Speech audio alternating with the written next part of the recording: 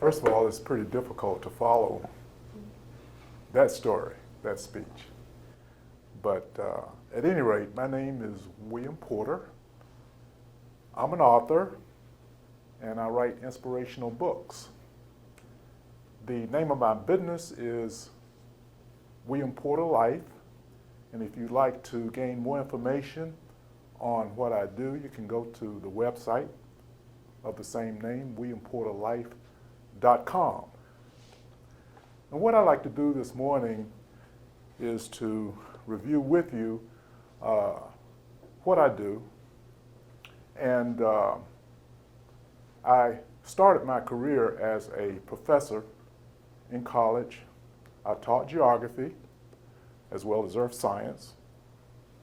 And in addition to that, I wrote a lot. I wrote a lot of grant proposals, especially, as well as peer-reviewed articles. And the interesting thing about the grant proposals especially is that you would write to an agency, and me and my colleagues wrote to a number of agencies requesting funding, primarily for the opportunity to train students in earth science and in geography as to how to best study the discipline.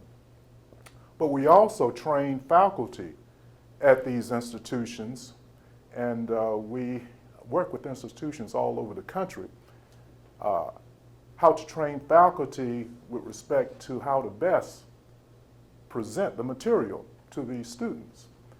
And so we use critical thinking a lot because we felt that critical thinking is a very convenient tool to use to help students comprehend earth science content, as well as to help instructors to present that content. And so we wrote to these agencies, and among the agencies that we wrote to include the National Science Foundation, Burroughs Wellcome Fund, and the Department of Education. And me and my colleagues would often write a proposal. It would take 2 or 3 weeks, a month, sometimes even 2 months to structure the proposal, and eventually we would complete it, hopefully reaching a deadline, and we would submit that proposal to one of these agencies. Well, of course, the hope was that the agency would send us the proposal back to us, accepted for funding. Well, sometimes this was the case, but most often the agency would send back our proposal with a lot of red marks, and we had to do it all over again. We had to submit the proposal. We were instructed as to the various components of the proposal, including an introduction, a body, and a conclusion. And so sometimes after 2 or 3 attempts, we submitted the proposal and it was accepted. And we were fairly fortunate because we received funding in many cases for over $1 million. And so we were able to instruct students as well as faculty in the area of earth science as to how to best comprehend and instruct in this particular area. And even before then, my background goes back to when I was little, growing up in the church and attending Sunday school and listening to a number of sermons, hundreds of sermons, expressing the golden rule, what we should do and what we should not do in terms of ethics. And so after my work career, I retired, which was about 7 years ago. And I began to wonder exactly what am I going to do in retirement. One of the worst things that you can do in retirement, or one of the worst things you can do, period, is to become idle, to not have goals. And so it was a significant concern. It was a concern that I would have something to do in retirement. And so 5 years into my retirement, I decided that I needed to do something. I thought about becoming a greeter at Walmart. I thought about becoming a substitute teacher. And it got to the point where I needed to do something because I felt that idleness coming upon me. And so I decided to put together my experience in writing at the university level, in writing these proposals primarily, as well as my experience in gaining an ethical foundation in church, teaching Sunday school, listening to sermons, because, you know, we are here in the Bible Belt here in North Carolina, and so that's not very unusual. For those of you who are not from this particular region of the country, it might not be as usual to you. But we're in the Bible Belt, and so that was very usual and typical for my upbringing and a lot of people like myself. And so I decided to write. I decided to become an author. And so about 2.5 years ago, I started to write. Didn't know exactly what I was going to write on, but I thought I would write on the stories that people had that they deemed to be inspirational because of their experiences. And we all have stories, but the key is being able to present these stories in written form. It's very advantageous because you can use it for posterity, and you can use this not only for yourself, but also for your children, grandchildren in the future. They can read about your experiences and the experiences of others that you might write about. So it was very exciting. And in August of 2015, I published, or actually released, my first book, which is titled Life in the Spirit, True Stories of Blessings, Favor, and Intervention. And within the next month, I plan to receive hard copies of my second book, which is Miracles in the Life of Ordinary People.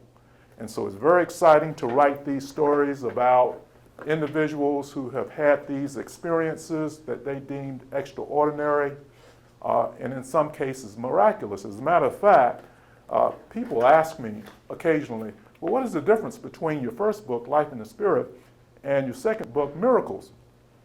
Well, I respond by saying that we're all blessed.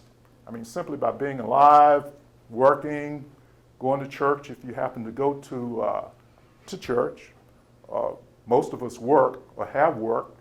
We have our social and cultural activities.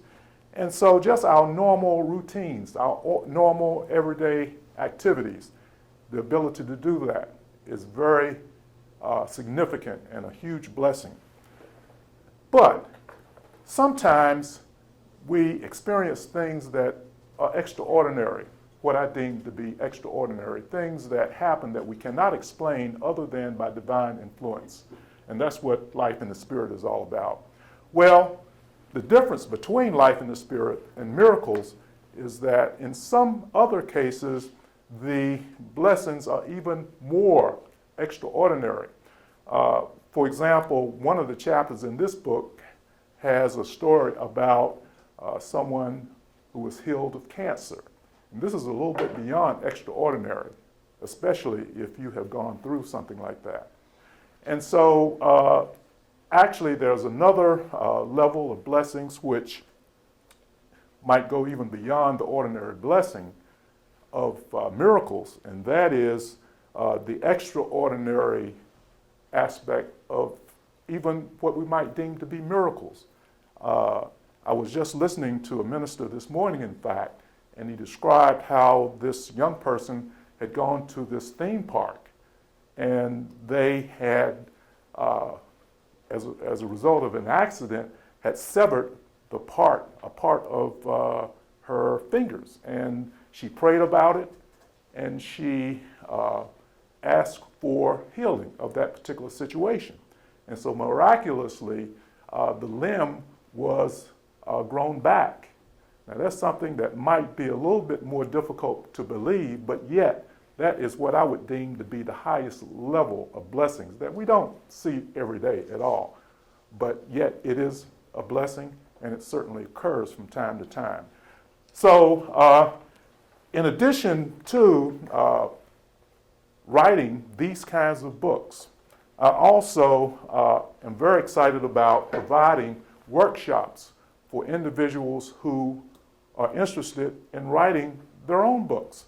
And so I will have a series of workshops beginning later next month, as a matter of fact, where we will inspire beginning writers and prospective authors to write their own books.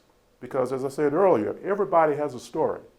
And if you're able to pen your story in a book, it can be very, very effective. And so right now I'm on a national marketing campaign to let people know what I'm doing and to know that this kind of material exists. And everywhere I go, I solicit as many people as I can to let them know that there is some good news out here for a change. Because if you look at television, you read the newspapers, you look at the internet, it's not very much good news out there to be had. And so I think that this is something that everybody can take advantage of. And so if you'd like to read some good news for a change, and if you'd like to possibly write your own good news of your own story or someone else's story in the form of a book, again, these workshops will be offered first locally, but I plan to take this nationwide to every state in the Union. So thank you very much, and I appreciate your listening.